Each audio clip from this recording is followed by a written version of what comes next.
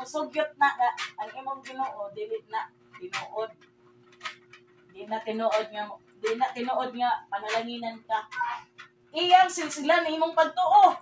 Your faith, your family, your fire. Oh, ang imong kadasig. Kadasig kay kasauna niya, di kalitra ka. Hallelujah. Asan man to? Ira na sa demonyo. And if you don't stay alert, kung di kuno ka may alert to, you lose without even realizing it. No? Kung di ka ma-alert ani, mawala ka siya. Ang imong on fire, pagpakalagad sa Ginoo. Nga, bisag, permitting, addik ka dito, fire ka kay sa Ginoo. Wala sa Ginoo. Ano?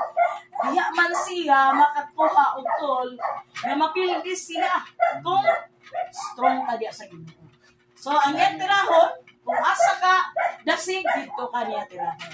Question, are you fighting right now? Nakapakay pakigdisod ka ron? Sa imong una-una, nakakay pakigdisod? Yes. Nakakay pakigdisod. Maybe the devil is using situation people to blind you.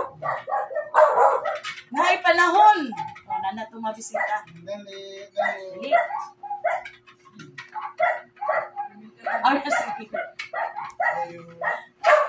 Ngay panahon, gamiton sa demonyo kayo. Still using situation and people blind you from really going on. Butaan tas demonyo, no? Butaan ang tinuod himoong mali. No? Himoong itwist niya. So pangutana, are you fighting right now? Napay mga fight sa imong kinabuhi. Napakay pagduda, napakay human as we are, tinuod na. Daghang ka question.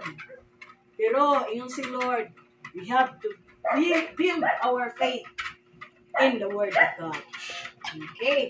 Kaduha, you can stand and arm. Dili ta makabarog kung wala tay.